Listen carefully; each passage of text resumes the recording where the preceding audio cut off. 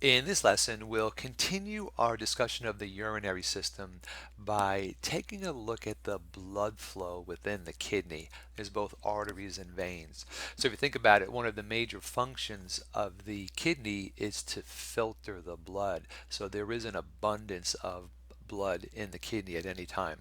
So let's start with the first artery that's going to bring blood into the kidney, and that's going to be the renal arteries. They come off of the abdominal aorta.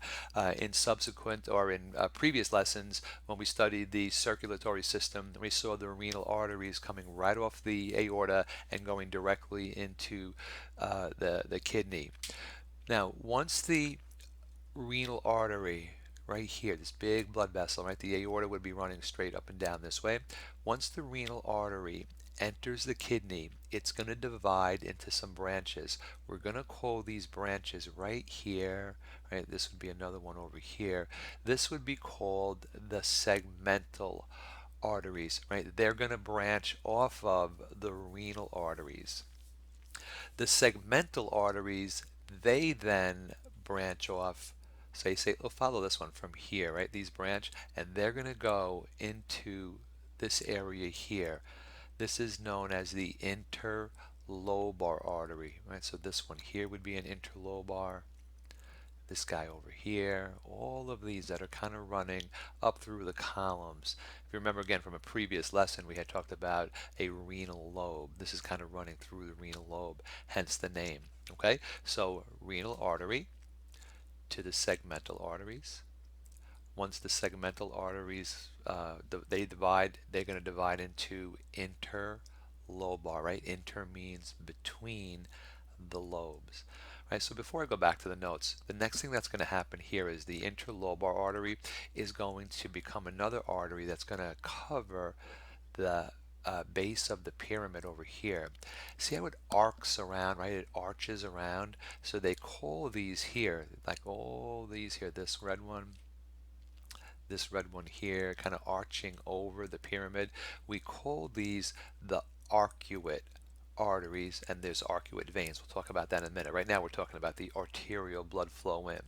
Okay, so one more time the progression. Renal artery, segmental arteries. They divide into the interlobar arteries. Here's one. Then it's going to arch, right, arc around over the pyramid. This is the arcuate artery. And then from there, these arteries here are going to radiate up, almost like radiations, right? They're going to go up. Those are going to be called, watch this, the cortical radiate arteries. Cortical means they're in the cortex, and they, to the anatomists, they look like they were radiations. It's just kind of like these fibers going up, so they call them radiate arteries. And right next to it are the veins. We'll talk about that. We'll talk about those in a minute. So here's kind of a blow up of here's a renal pyramid.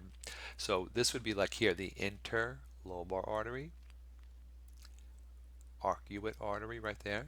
See how it arches over the base of the pyramid? And then these here, one, two, third one here, there's another fourth one here. And all these lines going up are the cortical radiate arteries. Okay? And I have the arcuate label for you, and then the interlobar label for you also. All right, so that's an important progression you need to know. Renal arteries become segmental. Segmental further branch into interlobar.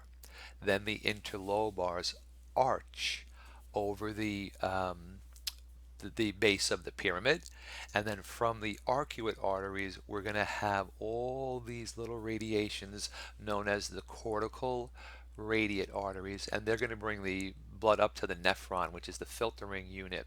I put here in parentheses because I do hear people sometimes use this term. Another term for the cortical radiate arteries are interlobular arteries. So instead of calling these red lines cortical radiate, you could call them interlobular. Right? That would be okay also. Okay, so again, this is just a blow up of this region right over here so we could see those cortical radiates.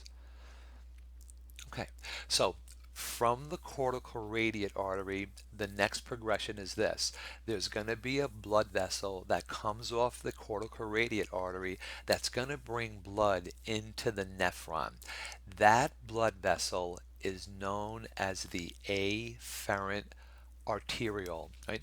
It emerges from the cortical radiate arteries and it enters the glomerulus. This is actually part of the nephron. Once the blood is brought into the glomerulus, it's then going to leave the glomerulus via the efferent arteriole. Right? You can always think of afferent as going into something. So in this case, it's going into the glomerulus. And think of efferent as leaving something. So it's leaving the glomerulus. All right, so we'll see if you can follow me on this. Here's the um, cortical radiate artery here. This blue thing we're going to study in a different lesson. This is going to be the nephron. The afferent arteriole would come off, go into the little round dot right there above my arrow. That's the glomerulus. Right there, and then an efferent arteriole will come out. We'll look at that in more detail in another lesson. So for now, just know that the afferent arteriole is bringing blood into the nephron, and then the efferent arteriole is bringing the blood out of the nephron.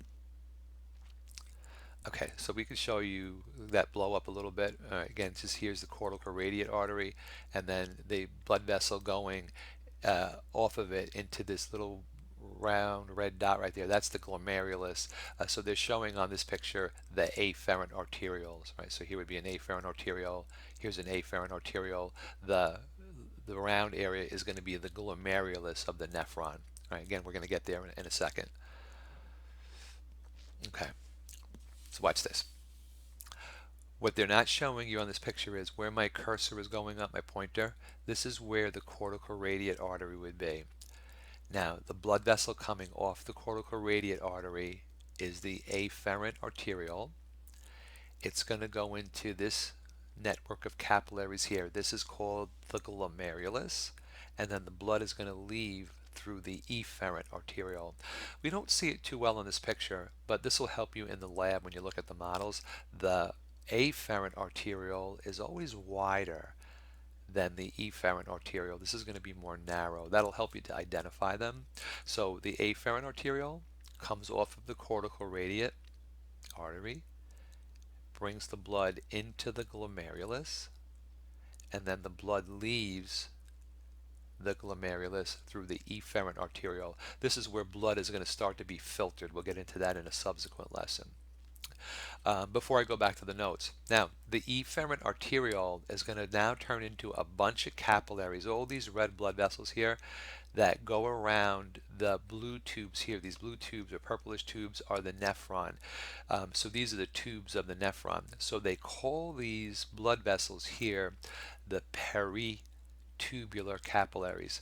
Peri means around the tubes. Okay. And you'll see functionally that this is important when you study how urine is made.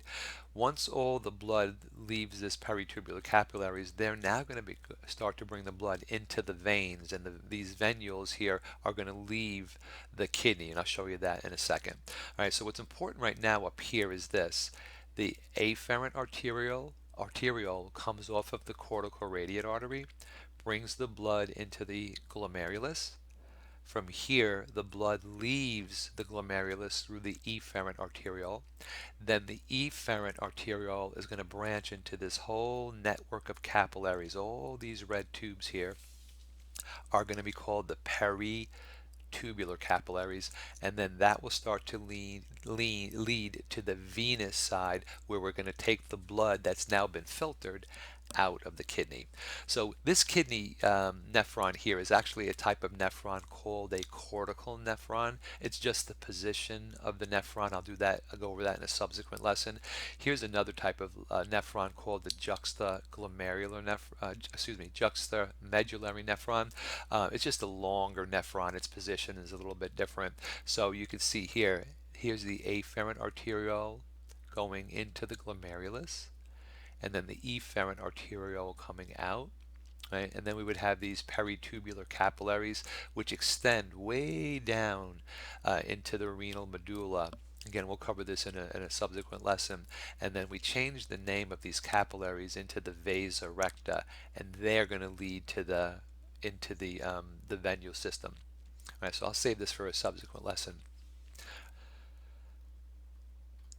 Okay, so once the blood has gone through the glomerulus and gone through the peritubular capillaries, we're now going to be on the venous side. So we're going to end up getting arcuate veins, which become interlobar veins. Now notice there's no segmental veins. Some books say there are, some books say there aren't. We're going to say there's no segmental veins. That's going to then lead to the renal vein, which is now going to bring the blood to the inferior vena cava. So what are we talking about?